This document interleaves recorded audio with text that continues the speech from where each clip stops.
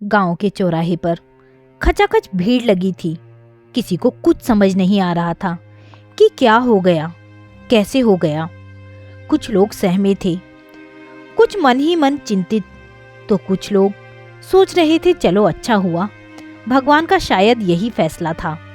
और देवकी अपने घर के आंगन में चुपचाप एकटक देखे जा रही थी अपने बेटे की लाश को, जिसका पंचनामा करने पुलिस जुटी थी। देवकी का छोटा बेटा और बहू एक और सहमे खड़े थे। पुलिस के सवालों से वे पसीने पसीने हुए जा रहे थे। पुलिस देवकी से भी बयान लेना चाहती थी, पर वह मौन एकटक जाने कहाँ खोई हुई थी। उसके मुंह से बोल ही नहीं फूट रहे थे। अतः पुलिस ने लाश का पंचनामा कर उसे पोस्टमार्टम के लिए भिजवा दिया। देवकी के 2 बेटे थे, सुरेश और रमेश। पति भरी जवानी में ही 2 बेटों को देवकी के साथ छोड़ स्वर्ग सिधार गया था।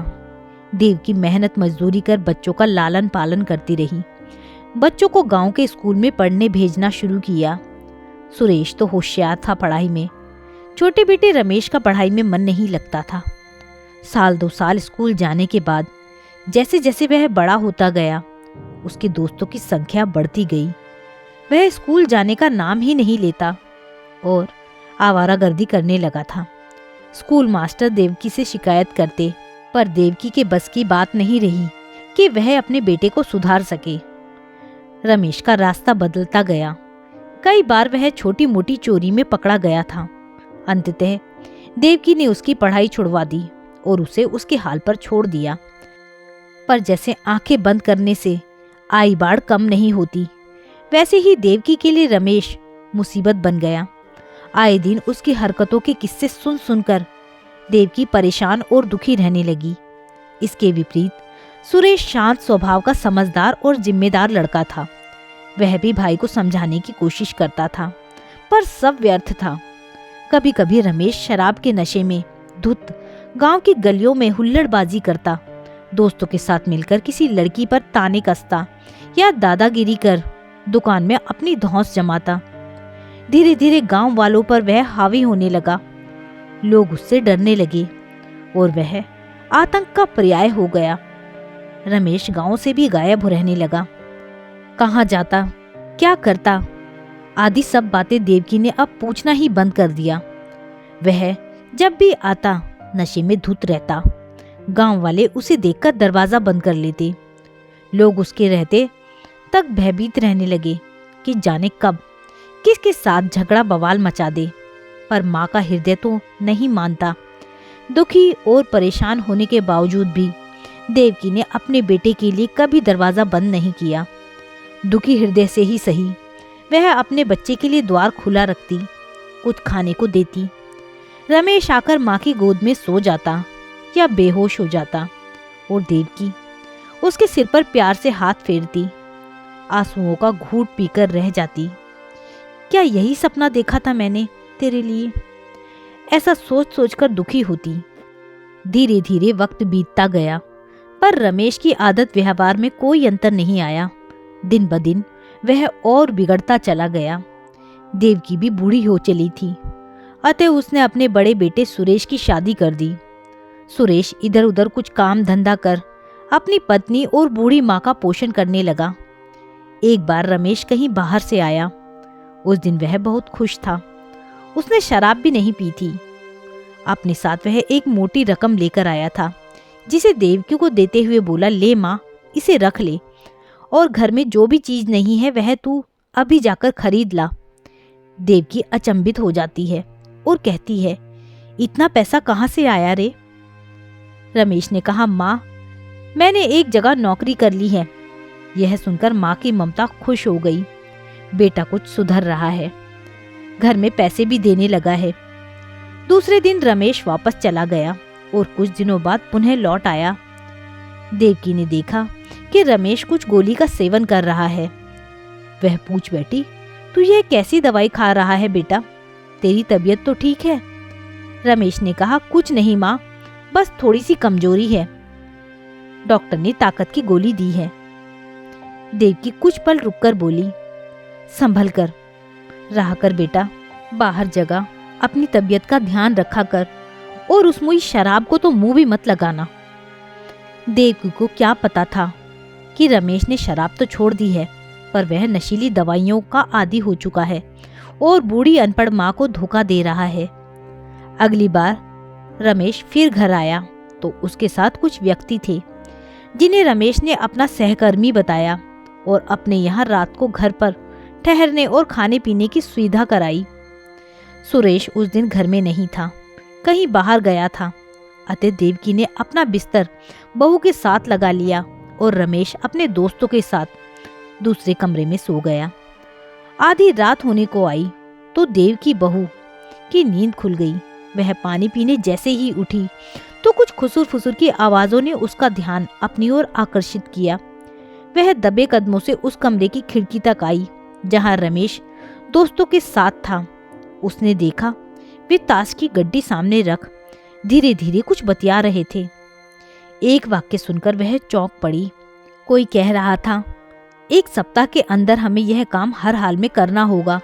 देखो, किसी भी तरह हमें वहां बम लगाना ही होगा, वरना बॉस का कहर हम पर बरसेगा। उसका जी जोरों से धड़कने लगा। वह वैसे ही चुपचाप आकर बिस्तर पर सो गई और उसकी आंखों से नींद कोसों दूर थी। वह अनजानी आशंका से बार बार कांप उठती। दूसरे दिन निर्धारित समय पर वे लोग चले गए। जब सुरेश घर आया तो उसकी पत्नी ने उसे सभी बातें कह सुनाई। सुरेश सब सुनकर सन्न रह गया। वह समझ गया कि उसका भाई कुछ गलत लोगों के साथ मिलकर अवैध धंधा कर रहा है, पर इस बात की पुष्टि आवश्यक थी।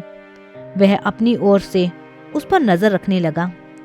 अगली बार रमेश जब भी फिर आया तो सुरेश ने उसकी गैर हाजिरी में उसके सामान की तलाशी ली तो देखता है कि कुछ नक्सली सामान, कुछ नशे की गोलियां और 2-4 पिस्तौल उसके बैग में रखे हैं, जिसे वह बड़े एहतियात से अपने एयर बैग में रखा था। अब शक की कोई गुंजाइश नहीं थी। उसने सामानों को वैसा का वैसा ही रख दिया।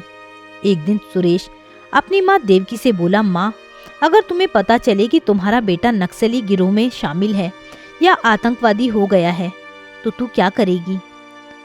अपने बड़े बेटे की बात सुनकर देवकी स्तब्ध रह गई। देवकी कहने लगी, क्यों रे, तू ऐसा क्यों पूछ रहा है? कहीं तू रमेश के बारे में? और वह आशंकित हो उठी। नहीं माँ, मैंने तो यूं ही पूछ लिया। सुरेश माँ की बात को टालने की कोशिश करने लगा, पर देवकी ने बेटे का झूठ पकड़ लिया। अतः वह कुरेद कुरेद कर पूछने लगी और आखिरकार सुरेश को सब कुछ बताना पड़ा। यह सुनकर देवकी सन्न रह गई। तभी इतनी मोटी रकम लाता रहा वह और हमें पाप की कमाई खिलाता रहा। ऐसा सोचकर वह मन ही मन क्रोधित होने लगी। बोली, बेटा तुम किसी से कुछ मत कहना, मैं उससे बात करूंगी। अच्छा माँ, कहते हुए सुरेश चला गया। देवकी जानती थी आज रमेश आने वाला है, इसलिए वह रसोई में कुछ काम करने लगी। वह आज कुछ विशेष व्यंजन बनाने लगी जो रमेश को बचपन से ही पसंद था। रमेश नियत समय पर घर पहुंचा। देवकी खुश होकर बोली, बेटा तू आ गया? हाँ माँ, ये लो कुछ पैसे, सुरेश और बहू को दे देना, जरूरत की वस्तुएं ले आएंगे। वो तो ठीक है बेटा, चल तू पहले हाथ मुंह धो ले, खाना खा ले। आज बड़ा शुभ दिन आया है। क्यों, आज कोई खास बात है माँ? रमेश ने आशंकित होकर माँ से पूछा। हाँ बेटा, आज तेरा जन्मदिन है। रमेश कहने लगा, क्या आज मेरा जन्मदिन है? अच्छा माँ, पर तूने तो कभी नहीं बताया। परिस्थितियां ही ऐसी थी बेटा, पर अब तू बड़ा हो गया है, कमाने लगा है, सोचा जन्मदिन में तेरी पसंद का पकवान बना लूं। ऐसा कहते हुए देवकी खीर पूड़ी पकोड़े आदि ले आई। रमेश हाथ मुंह धोकर गोली खाकर भोजन करने बैठ गया। रमेश बड़ा मगन होकर खाने लगा। खाना खाकर रमेश देवकी की गोद में सर रखकर सो गया। उसे थोड़ी ही देर में नींद आ गई।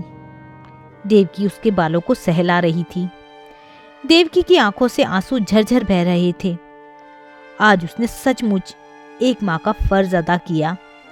रमेश सोया था हमेशा के लिए।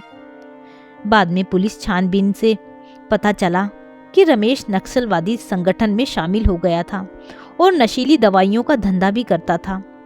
उस दिन देव की माँ दुर्गा की मूर्ति के आगे सिर झुकाकर दीप जलाकर प्रार्थना कर रही थी। माँ, मुझे क्षमा करना, अपने ही घर का चिराग बुझाया है मैंने, ताकि हजारों घरों के चिराग जगमगाते रहें। माँ, उसकी आत्मा को शांति देना।